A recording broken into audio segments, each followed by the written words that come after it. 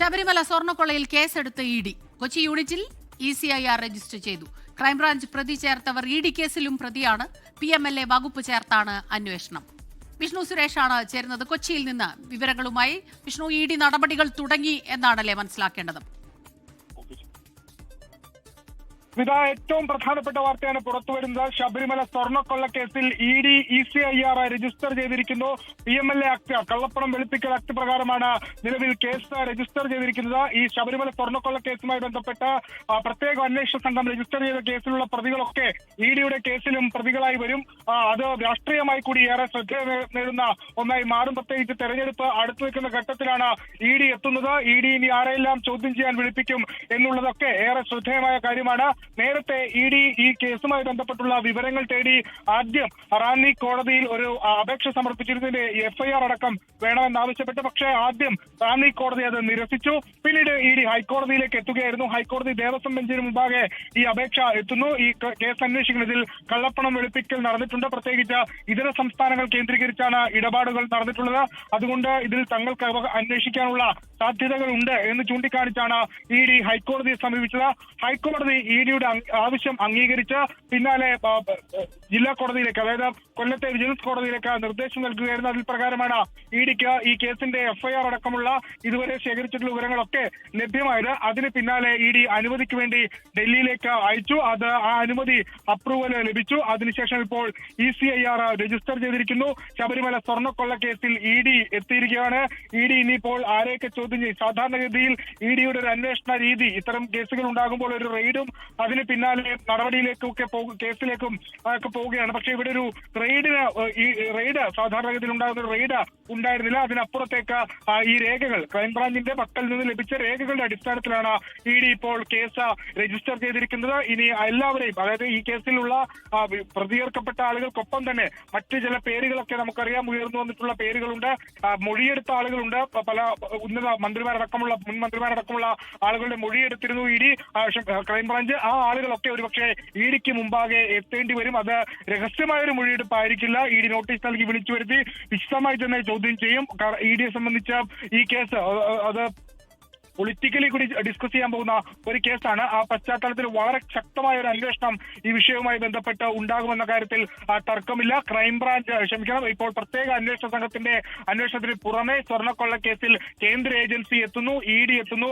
അതിന് സംസ്ഥാന സർക്കാർ ആ വിഷയത്തിൽ സ്വീകരിക്കാൻ പോകുന്ന നിലപാട്, മറുപടിയൊക്കെ ഏറെ നിർണായകമായിരിക്കും. പ്രത്യേകിച്ച് തെരഞ്ഞെടുപ്പ് അടുത്തു നിൽക്കുന്ന ഒരു സമയമാണ്. കഴിഞ്ഞ തെരഞ്ഞെടുപ്പ് ഘട്ടത്തിലാണ് ഈ നയതന്ത്ര ചാനൽ വഴിയുള്ള സ്വർണ്ണക്കള്ളക്കടത്ത് ഏറെ ചർച്ചയായത്.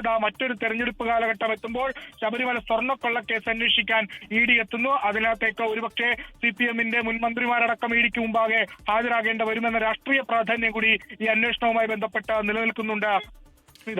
അതുതന്നെയാണ് ഇതിന്റെ ഒരു രാഷ്ട്രീയ പ്രാധാന്യം തന്നെയാണ് ഏറ്റവും പ്രധാനം. കാരണം നിയമസഭാ തെരഞ്ഞെടുപ്പ് ഇങ്ങ് അടുത്തു കഴിഞ്ഞു. അതിൽ പലതരത്തിലുള്ള രാഷ്ട്രീയ ആരോപണ പ്രത്യാരോപണങ്ങൾ വന്നുകൊണ്ടിരിക്കുന്നു. പ്രധാനമായും പ്രതിപക്ഷം ഉയർത്തുന്നത് ഈ സ്വർണ്ണക്കൊള്ള കേസ് തന്നെയാണ്. അപ്പോഴാണ് EDയുടെ അടുത്ത നടപടി എത്തുന്നത്. നമുക്കറിയാം, സ്പെഷ്യൽ ഇൻവെസ്റ്റിഗേഷൻ ടീം തന്നെ ഈ ആദ്യം റിപ്പോർട്ടുകൾ കൃത്യമായി കൊടുത്തില്ല. അതിനെ തുടർന്നാണ് കോടതിയെ സമീപിക്കുന്നത് ED. കോടതിയുടെ ഭാഗത്തു നിന്ന് നിർദ്ദേശമുണ്ടായി EDക്ക് കേസ് രജിസ്റ്റർ ചെയ്യാം. അതേ തുടർന്ന് ഇപ്പോൾ ഏറ്റവും പ്രധാനപ്പെട്ട നിർണായകമായ നീക്കം EDയുടെ ഭാഗത്തു നിന്ന് ഉണ്ടായിരിക്കുന്നു എന്നാണ് മനസ്സിലാകുന്നത്.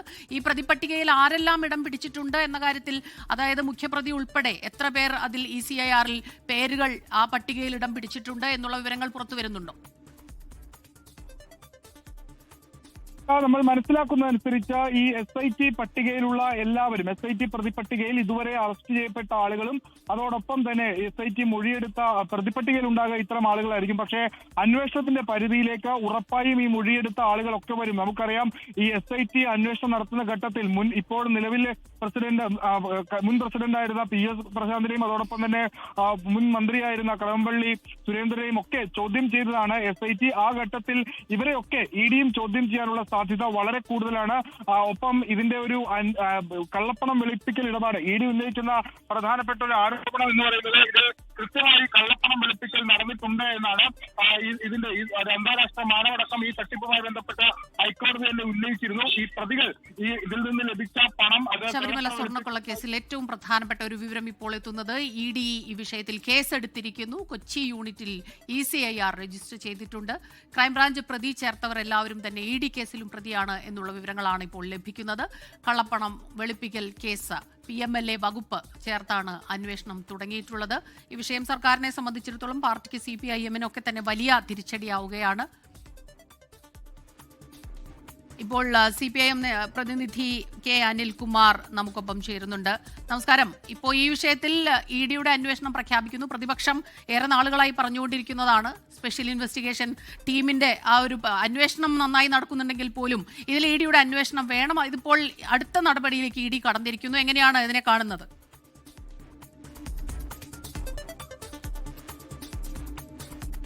കഴിഞ്ഞ ദിവസം ഇന്ത്യയിലെ പ്രധാനപ്പെട്ട ഒരു ഉദ്യോഗസ്ഥനെ പിരിച്ചുവിട്ടതിലൂടെ കണ്ടത് ഖുറാന്റെ മറവിൽ സ്വർണം കടത്തിയെന്ന് പ്രചരിപ്പിച്ച ഏറ്റവും നികൃഷ്ടവുമായ ഏറ്റവും വൃത്തികെട്ട നിലയ്ക്ക് ചിന്തിച്ച ഉദ്യോഗസ്ഥന്മാരാണ് EDയിലുള്ളത്. അതിലൊരാളെ സർക്കാർ അതിനെ പിരിച്ചുവിടേണ്ടി വന്നു. അപ്പൊ എന്താണ് ED ചെയ്യാൻ പോകുന്നത്? കേരളത്തിലെ ഏതെങ്കിലും കേസിലൊക്കെ ED നിയമപരമായി ന്യായത്തോടെ നിയമം നടപ്പാക്കിയിട്ടുണ്ടോ? കൊടകരയിൽ കുഴൽപ്പണം 1,66,00,000 രൂപ പിടികൂടി കോടതിയിൽ ഹാജരാക്കിയിട്ട് ആ കള്ളപ്പണം കണ്ടുപിടിച്ച് അതിന്റെ ഉറവിടത്തിലേക്ക് പോകാൻ എന്തുകൊണ്ട് തയ്യാറായില്ല? 46.5 കോടി രൂപയുടെ കള്ളപ്പണ ഇടപാട് കേരളത്തിലേക്ക് BJP നടത്തിയതിന്റെ തെളിവുകൾ ഉണ്ടായിട്ടും എന്തുകൊണ്ട് ED അന്വേഷിച്ചില്ല? ED ശബരിമലയിൽ പറയുന്നത് പങ്കജ് ഭണ്ഡാരിയെ രക്ഷപ്പെടുത്താനാണ്. കാരണം പങ്കജ് ഭണ്ഡാരിയാണ് കേന്ദ്ര സർക്കാരിന്റെ വിവിധ പദ്ധതികളിൽ അയോധ്യയിലടക്കം പല കാര്യങ്ങളും ചെയ്യുന്നത്. പ്രധാനമന്ത്രി അവരുടെ നിന്ന് അവര് തയ്യാറാക്കിയത് ചൈനീസ് പ്രധാനമന്ത്രിക്ക് കൈമാറുന്നതൊക്കെ മഹാബലിപുരത്തെ പരിപാടിയുമായി ബന്ധപ്പെട്ട് നമ്മൾ ഈ പങ്കജ് ഭണ്ഡാരിന്റെ പുറത്തുവിട്ട പഴയ ചിത്രങ്ങളുണ്ട്. ഇപ്പോഴത്തെ അല്ല. കേരളത്തിലായതുകൊണ്ടാണ് പിടികൂടിയത്. ഇന്നത്തെ മാധ്യമങ്ങളിൽ കൃത്യമായി വന്നത് ഹൈക്കോടതി വിധിയുടെ ഒരു ഭാഗമാണല്ലോ. വിജിലൻസ് എന്നാണോ കണ്ടെത്തിയത് അത് ശരിവെക്കപ്പെട്ടിരിക്കുന്നു. ചെറിയ കാര്യമല്ല. വിജിലൻസ് കണ്ടെത്തിയത് ശരിവെക്കപ്പെട്ടിരിക്കുന്നു. കേരളത്തിലെ സർക്കാരാണ് ഇക്കാര്യത്തിൽ ഫലപ്രദമായ നടപടി സ്വീകരിക്കുന്നത്. ഒരു തെറ്റുകാരോടും സന്ധിയില്ല എന്നുള്ള സർക്കാർ നിലപാട് ആവർത്തിച്ചുറപ്പിക്കുകയാണ്. Advocate K. അനിൽകുമാർ, ഒരു കാര്യം കൂടി, ഈ അന്വേഷണത്തെ ED അന്വേഷണത്തെ സ്വാഗതം ചെയ്യുകയാണോ ഇപ്പോൾ ചെയ്യുന്നത്? കാരണം നമ്മൾ തുടക്കത്തിൽ തന്നെ കണ്ടതാണ് അന്വേഷണം നിയമത്തിന്റെ വഴിക്ക് പോകട്ടെ എന്ന് പറഞ്ഞിട്ടുണ്ട്. പക്ഷെ പലപ്പോഴും കണ്ടത് SIT റിപ്പോർട്ടുകൾ നൽകാൻ മടിക്കുന്നു. ആ രീതിയിൽ വലിയ വിമർശനങ്ങൾ ഉയർന്നിരുന്ന ഒരു സാഹചര്യം കൂടെ നിലവിലുണ്ടല്ലോ. അല്ല, അതല്ല ഇപ്പൊ നമ്മൾ കണ്ടത്. അതായത് ഒരു കള്ളക്കടത്തുകാരിയുടെ ലോക്കറിൽ നിന്നും കുറെ പണം പിടിച്ചു. കസ്റ്റംസുകാർ പറഞ്ഞ എന്താണ്? ആ പണം കള്ളക്കടത്തിന്റെ പണമാണ്. ഇപ്പൊ പിരിച്ചുവിട്ട ഉദ്യോഗസ്ഥരുണ്ടാക്കിയ കഥ എന്താണ്? അത് ലൈഫ് മിഷനിൽ കൈക്കൂലിയായി വാങ്ങിയതാണ്. എന്നാൽ അതിന് തെളിവുണ്ടോ? ഇല്ല, അത് കെട്ടുകഥയാണ്. ഫലത്തിൽ കള്ളക്കടത്ത് കേസ് അട്ടിമറിക്കുന്ന വിധം കള്ളക്കടത്ത് നടത്തിയ വ്യക്തിയെ സഹായിക്കാൻ വേണ്ടി ED ബദൽ കേസ് ഉണ്ടാക്കി. ഇതാണ് കേരളത്തിൽ നിന്നുള്ള അനുഭവം. നമ്മുടെ അനുഭവത്തിൽ വെച്ച് ED കേരളത്തിൽ ഏതെങ്കിലും കേസ് പിടിക്കാനല്ല വരുന്നത്, പ്രതികളെ രക്ഷിക്കാനാണ് വരുന്നത്. അത് കൊടകരയിൽ കണ്ടു. അതുപോലെ തന്നെ നമ്മുടെ തിരുവനന്തപുരത്തെ നയതന്ത്ര ചാനലിലെ കള്ളക്കടത്തിൽ കണ്ടു. ശബരിമലയിലും കുറ്റവാളിയെ രക്ഷിക്കലാണ് അവരുടെ തന്ത്രം. ED ഇപ്പോൾ ഈ കേസിൽ സ്വതന്ത്ര അന്വേഷണം നടത്താൻ സാധ്യതയില്ല എന്നാണോ? ED സ്വതന്ത്രമായി അന്വേഷിച്ച് ഏതെങ്കിലും ഒരു കേസ് നമ്മുടെ രാജ്യത്തുണ്ടോ? ഒരു കേസ്. ഈ കേസെന്നല്ല, ഒരു കേസ്. കേജ്രിവാളിന്റെ കേസിൽ സ്വതന്ത്ര അന്വേഷണമായിരുന്നോ? ജാർഖണ്ഡ് മുഖ്യമന്ത്രിയെ ജയിലിലടച്ച സ്വതന്ത്ര അന്വേഷണമായിരുന്നോ? അജിത് പവാർ EDയെ വെല്ലുവിളിച്ചുകൊണ്ട് പറഞ്ഞു. എന്താണ് വെല്ലുവിളിച്ചുകൊണ്ട് പറഞ്ഞത്? ഈ ED എത്രയോ കോടി രൂപയുടെ അഴിമതി ആരോപണം ഉന്നയിക്കപ്പെട്ട വ്യക്തിയാണ്. ഞാൻ ഉപമുഖ്യമന്ത്രിയായിട്ടിരിക്കുകയാണ് കേട്ടോ. അവിടുത്തെ തർക്കം വന്നപ്പോൾ മിനിഞ്ഞാന്ന് വിളിച്ചു പറഞ്ഞതാണ്. ഇതാണ് ED. ഇത് തിരിച്ചറിയണം. ശരി. അഡ്വക്കേറ്റ് കെ അനിൽകുമാറാണ് CPIM പ്രതിനിധി സംസാരിച്ചത്. ED അന്വേഷണം പഴയ പല കേസുകളും മുൻനിർത്തിയാണ് പറയുന്നത്. ED പ്രതികളെ സഹായിക്കുകയാണ് പലയിടങ്ങളിലും, രക്ഷിക്കുകയാണ് പലയിടങ്ങളിലും ചെയ്തിട്ടുള്ളത്. ഈ കേസിലും മറിച്ചാകാൻ സാധ്യതയില്ല എന്നുള്ള പ്രതികരണമാണ് നമുക്ക് ലഭിച്ചത്. വിഷ്ണു സുരേഷ് ചേരുന്നുണ്ട് കൊച്ചിയിൽ നിന്ന് കൂടുതൽ വിവരങ്ങളുമായി. വിഷ്ണു, CPIM പ്രതിനിധിയുടെ ആ ഒരു റെസ്പോൺസ് അത് കേട്ട് കാണുമെന്ന് വിചാരിക്കുന്നു. നമുക്കറിയാം വലിയ രീതിയിൽ ഇപ്പോൾ സർക്കാരിനൊരു തിരിച്ചടി തന്നെയാണ് EDയുടെ അന്വേഷണം അടുത്ത ഒരു പടിയിലേക്ക് കൂടി കടന്നിരിക്കുന്നു എന്ന് പറയുമ്പോൾ. കാരണം SITയുടെ അന്വേഷണം അത് വളരെ തൃപ്തികരമാണ് എന്ന് ആവർത്തിക്കുകയായിരുന്നു സർക്കാരും പാർട്ടിയും ഒക്കെ തന്നെ. പക്ഷേ ഇപ്പോൾ ED ഇതിലേക്ക് പിക്ചറിലേക്ക് വന്നു കഴിഞ്ഞിരിക്കുന്നു. അടുത്ത നിയമ നടപടികളുമായി മുന്നോട്ട് പോകുമ്പോൾ വലിയൊരു വെല്ലുവിളിയാണ്, പ്രത്യേകിച്ച് തെരഞ്ഞെടുപ്പ് അടുത്തിരിക്കുന്ന സമയത്ത്.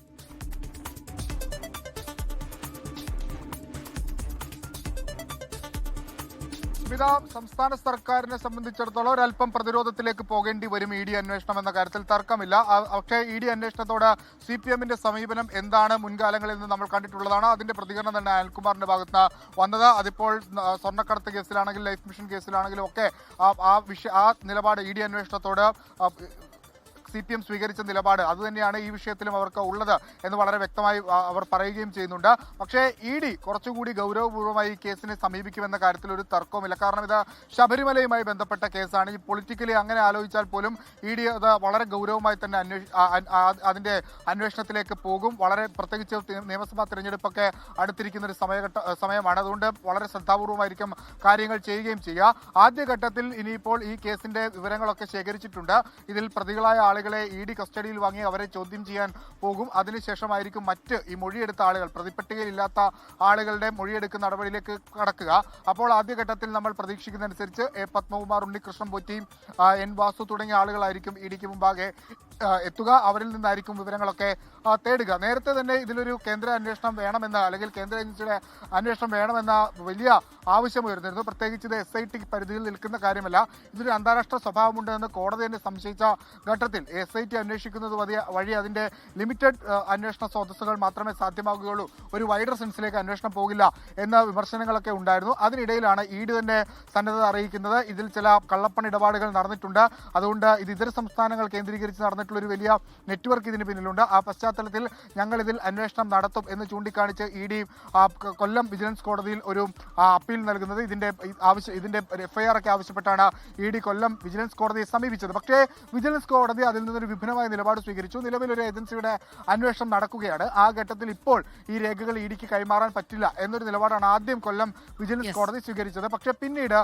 അടുത്ത ദിവസം തന്നെ റാന്നി കോടതിയാണ് നിലപാട് സ്വീകരിച്ചത്. പിന്നീട് ED ഹൈക്കോടതിയിൽ പോവുകയും ഹൈക്കോടതി ദേവസ്വം ബെഞ്ച്, അതായത് SIT കോൺസ്റ്റിറ്റ്യൂട്ട് ചെയ്ത ദേവസ്വം ബെഞ്ച് പറഞ്ഞു ED അന്വേഷിക്കുന്നതിൽ ഒരു തടസ്സവുമില്ല, EDക്ക് വേണ്ട രേഖകൾ കൈമാറാൻ കൊല്ലം വിജിലൻസ് കോടതി നിർദ്ദേശിക്കുന്നതായിരുന്നു. അതിൽ പ്രകാരം EDക്ക് ഈ രേഖകൾ ലഭിച്ചു. ആ രേഖകൾ ലഭിച്ചിട്ട് ഇപ്പോൾ ഏകദേശം ഒരു 3 ആഴ്ചയോളം പിന്നിടുന്നു. ആ 3 ആഴ്ച പിന്നിട്ട് ആ രേഖകൾ പഠിച്ച് ആ ECR ഇടാനുള്ള അനുമതി ഡൽഹിയിൽ നിന്ന് വാങ്ങിയ ശേഷമാണ് ഇപ്പോൾ ECR ഇട്ടിരിക്കുന്നത്. അതിന്മേൽ വിശദമായ അന്വേഷണത്തിലേക്ക് ED കടക്കുമ്പോൾ അതിൽ ആരെല്ലാം പെടും ഇനി എന്നുള്ളതാണ് ഏറ്റവും പ്രധാനപ്പെട്ട കാര്യം. SIT പ്രതിപട്ടികയിൽ നിന്ന് വിവരങ്ങൾ നൽകിക്കൊണ്ടിരിക്കുന്നു. ഇപ്പോൾ വരുന്ന വളരെ പ്രധാനപ്പെട്ട ഒരു വിവരം കൂടിയുണ്ട്. ശബരിമല സ്വർണ്ണക്കൊള്ളയുമായി ബന്ധപ്പെട്ട് ശബരിമല തന്ത്രിയായിരുന്ന കണ്ഠരര് രാജീവരെ ചോദ്യം ചെയ്യുന്നു എന്നുള്ള വളരെ പ്രധാനപ്പെട്ട ഒരു വിവരം എത്തുന്നു. SIT ആണ് ചോദ്യം ചെയ്യുന്നത്. രാവിലെ തുടങ്ങിയ ചോദ്യം ചെയ്യൽ ഇപ്പോഴും തുടരുന്നു. അറസ്റ്റിലേക്കെന്ന സൂചനയും എത്തുന്നുണ്ട്. തന്ത്രി കണ്ഠരര് രാജീവർ അറസ്റ്റിലേക്ക് എന്നുള്ള സൂചനകൾ ഈ വിഷയത്തിൽ വളരെ നിർണായകമായ ഘട്ടത്തിലേക്ക് കടക്കുകയാണ്. എൻഫോഴ്സ്മെന്റ് ഡയറക്ടറേറ്റ് ശബരിമല സ്വർണ്ണക്കൊള്ള കേസിൽ കേസെടുത്തിരിക്കുന്നു. പ്രതികൾ ക്രൈംബ്രാഞ്ചിന്റെ പട്ടികയിലുള്ള പ്രതികളെ തന്നെ ചോദ്യം ചെയ്യാനുള്ള സാധ്യതകളാണ് ഇപ്പോൾ പുറത്തുവരുന്നത്. വിഷ്ണു സുരേഷാണ് ഈ വാർത്തയുടെ വിശദാംശങ്ങൾ നമുക്ക് നൽകിയത്. ഇപ്പോൾ ഇതാ തന്ത്രിയെ ചോദ്യം ചെയ്യുന്നു എന്നുള്ള വിവരവും, ഏറ്റവും പുതിയ വിവരവും വരുന്നുണ്ട്. കൊച്ചി യൂണിറ്റിൽ ECIR രജിസ്റ്റർ ചെയ്തിരിക്കുന്നു കള്ളപ്പണം വെളുപ്പിക്കൽ കേസിൽ. അത് ക്രൈംബ്രാഞ്ച് പ്രതി ചേർത്തവരെല്ലാവരും തന്നെ ED കേസിലും പ്രതികളാണ് എന്നുള്ള വിവരമാണ് വരുന്നത്. PLMA വകുപ്പ് പ്രകാരം അവരെ അറസ്റ്റ് ചെയ്യാനുള്ള സാധ്യതകളും നിലനിൽക്കുന്നുണ്ട്. സർക്കാർ വലിയ പ്രതിരോധിക്കേണ്ട ആവശ്യമാണ്. കണ്ഠരര് രാജീവരെ ചോദ്യം ചെയ്യുന്നു എന്നുള്ള വിവരം വരുന്നുണ്ട്. അതിന്റെ കൂടുതൽ വിവരങ്ങളുമായി അരുൺരാജാണ് ചേരുന്നത്. അരുൺരാജ്, ഇതിപ്പോൾ നമ്മൾ സ്ഥിരീകരിക്കപ്പെട്ട വിവരമാണ് ഇപ്പോൾ പുറത്തു വരുന്നതെന്നാണ് മനസ്സിലാക്കുന്നത്. എപ്പോൾ മുതലാണ് ഈ ചോദ്യം ചെയ്യൽ തുടങ്ങിയത്? പറയൂ.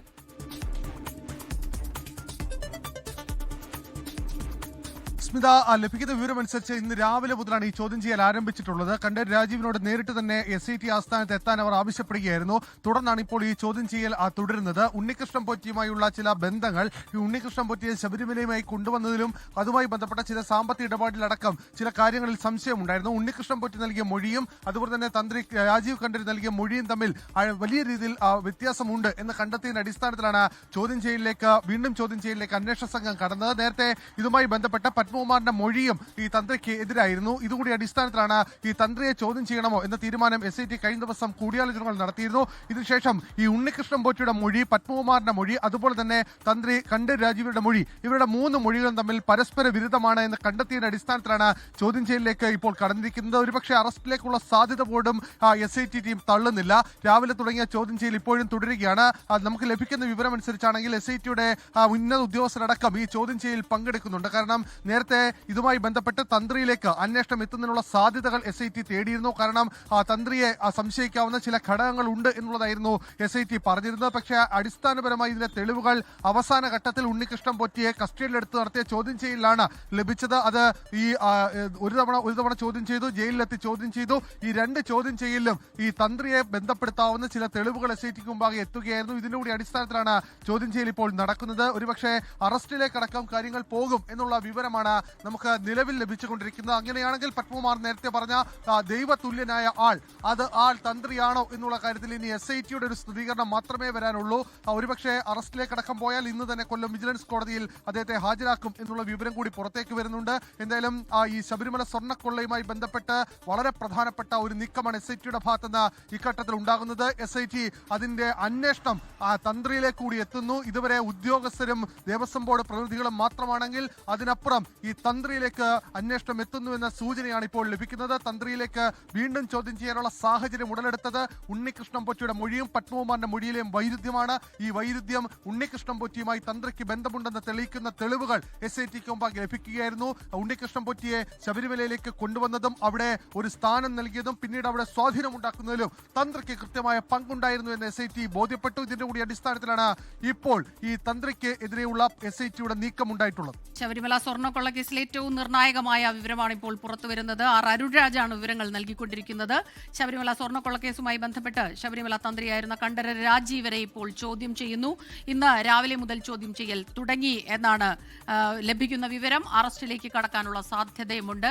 അരുൺരാജ് ചേരുന്നുണ്ട്. അരുൺ, പലവട്ടം പലരും പല രീതിയിൽ ഇക്കാര്യം ഉന്നയിച്ചിട്ടുള്ളതാണ്. കാരണം പുറത്തുള്ളവർ മാത്രം വിചാരിച്ചാൽ ഒരിക്കലും ശബരിമലയ്ക്കകത്തേക്ക് കയറാൻ കഴിയില്ല, അവിടെ ഇതുപോലെയുള്ള തട്ടിപ്പുകൾ നടത്താൻ കഴിയില്ല.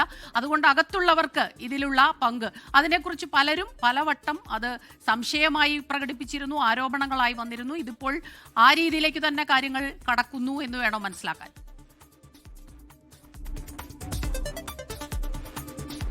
തീർച്ചയായും ഇതുവരെ ചില സംശയങ്ങൾ മാത്രമായിരുന്നു തന്ത്രിയെ സംബന്ധിച്ച് ഉണ്ടായിരുന്നത്, ചില ഊഹാപോഹങ്ങൾ. അത് അങ്ങനെ തന്നെ പറയണം സ്മിത. കാരണം തന്ത്രിയിലേക്ക് എത്താവുന്ന തെളിവുകൾ SITക്ക് മുമ്പാകെ തുടക്കത്തിൽ ഉണ്ടായിരുന്നില്ല.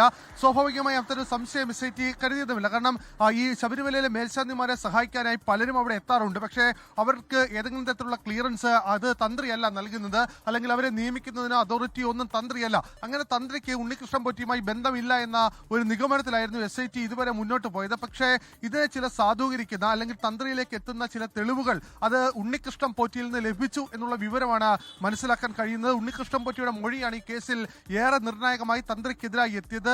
അതിൽ തന്ത്രിയുമായുള്ള ബന്ധം, അത് ശബരിമലയിൽ തനിക്ക് എങ്ങനെയാണ് സ്വാധീനമുണ്ടാക്കിയത്, താൻ അവിടെ നടത്തിയ പ്രവർത്തനങ്ങൾ, തനിക്ക് അവിടെ ഉണ്ടാക്കിയ ചില ഇടപാടുകൾ, അതിലെല്ലാം തന്നെ തന്ത്രിക്ക് വ്യക്തമായ അറിവുണ്ടായിരുന്നു എന്ന് SITക്ക് സംശയമുണ്ട്. അതുകൊണ്ടാണ് SIT ഒരു തവണ നേരത്തെ വിളിച്ച് അദ്ദേഹത്തെ ചോദ്യം ചെയ്തത്. ഇതിന് പിന്നാലെ ഇത് ഉറപ്പിക്കുന്ന മൊഴി ജയിലിലെത്തി ചോദ്യം ചെയ്ത ഘട്ടത്തിൽ SITക്ക് ലഭിക്കുകയായിരുന്നു. ഇതിന്റെ കൂടി അടിസ്ഥാനത്തിലാണ് ഇന്ന് വിളിച്ചു വരുത്തിയുള്ള ചോദ്യം ചെയ്യൽ ഉണ്ടായിട്ടുള്ളത്. SIT നമുക്ക് ലഭിക്കുന്ന വിവരം അനുസരിച്ചാണെങ്കിൽ അറസ്റ്റിലേക്ക് തന്നെ നീങ്ങും എന്നുള്ള സൂചനയാണ് ലഭിക്കുന്നത്. അങ്ങനെ ഉണ്ടായാൽ ഈ ശബരിമല സ്വർണ്ണക്കൊള്ളക്കേസിൽ ഏറ്റവും നിർണായകമായ ഒരു അറസ്റ്റായി അത് മാറുക തന്നെ ചെയ്യും. കാരണം ഈ ശബരിമല കേസുമായി ബന്ധപ്പെട്ട് നേരത്തെ പത്മകുമാറിന്റെ ഒരു ശബ്ദശകലം, അത് മാധ്യമങ്ങളോട് തന്നെ അദ്ദേഹം പറഞ്ഞതാണ്, ദൈവതുല്യനായ ആൾ ഈ കേസിലുണ്ട് എന്നുള്ളതാണ്. ആ ദൈവതുല്യനായ ആൾ തന്ത്രിയാണോ എന്ന സംശയം അന്ന് തന്നെ ഉയർന്നതാണ്. അത് മന്ത്രിയാണോ തന്ത്രിയാണോ എന്ന സംശയമായിരുന്നു ഉണ്ടായിരുന്നതെങ്കിൽ ഇപ്പോൾ അത് തന്ത്രിയാണ് എന്ന് സംശയിക്കുന്ന അല്ലെങ്കിൽ അതിലേക്ക് ഉറപ്പിക്കുന്ന രീതിയിലേക്ക് കാര്യങ്ങൾ പോവുകയാണ്. എന്തായാലും SIT ആസ്ഥാനത്ത് അത് അതീവ നിർണായകമായ രീതിയിലായിരുന്നു ഈ ചോദ്യം ചെയ്യലടക്കം നടന്നത്. SITയുടെ ഉന്നത ഉദ്യോഗസ്ഥർ മാത്രം പങ്കെടുത്തുകൊണ്ടാണ് ഈ ചോദ്യം ചെയ്യൽ പുരോഗമിച്ചുകൊണ്ടിരിക്കുന്നത്. രാവിലെ തുടങ്ങിയ ചോദ്യം ചെയ്യൽ ഇപ്പോഴും പുരോഗമിക്കുകയാണ്. ഒരുപക്ഷെ അതിൽ ഈ തന്ത്രിയിൽ നിന്ന് ലഭിക്കുന്ന വിവരങ്ങൾ അത് മതിയാകാതെ വന്നാൽ കസ്റ്റഡിയിലെടുത്തുള്ള ചോദ്യം ചെയ്യലിലേക്ക് തന്നെ പോകണം എന്നുള്ള നിലപാടാണ് SITക്ക് നിലവിലുള്ളത്. അതിൽ SIT പറയുന്ന കാര്യങ്ങൾ പത്മകുമാറിന്റെ മൊഴിക്കൊപ്പം തന്നെ ഇതുമായി ബന്ധപ്പെട്ട് ഉണ്ണികൃഷ്ണൻ പൊറ്റിയുടെ മൊഴി, ഈ രണ്ട് മൊഴികളും കൃത്യമായി തന്നെ ഇദ്ദേഹത്തിന് എതിരാണ്, ഇദ്ദേഹം പറഞ്ഞ കാര്യങ്ങൾക്ക് വിരുദ്ധമാണ്. അതുകൊണ്ട് തന്നെ ഈ കാര്യങ്ങളിൽ ഒരു വ്യക്തത അത് വരുത്തി അതുമായി ബന്ധപ്പെട്ട നടപടിയിലേക്ക് പോകുന്നു. ശബരിമലയിലെ സ്വർണ്ണക്കൊള്ളയിൽ തന്ത്രിക്ക് കൂടി അറിവുണ്ട് എന്നുള്ളതാണ് SIT ഈ ഘട്ടത്തിൽ ഇപ്പോൾ അനുമാനിക്കുന്നത്. അതിന്റെ അടിസ്ഥാനത്തിലാണ് തന്ത്രിയെ വിളിച്ചു വരുത്തി ഇപ്പോൾ ചോദ്യം ചെയ്യുന്നത്. ഈ ചോദ്യം ചെയ്യലിന്റെ അടിസ്ഥാനത്തിലായിരിക്കും ഇനി തുടർ നീക്കങ്ങൾ SITയുടെ ഭാഗത്തുനിന്ന് ഉണ്ടാവുക. ലോകത്തെവിടെയായാലും ഏത് സമയത്തും 24 വാർത്തകളും ഓഗ്മെന്റഡ് റിയാലിറ്റി പാക്കേജുകളും എക്സ്പ്ലെയിനറുകളും വിശദമായി കാണാൻ ഞങ്ങളുടെ യൂട്യൂബ് ചാനൽ നിങ്ങൾക്ക് സബ്സ്ക്രൈബ് ചെയ്യാം.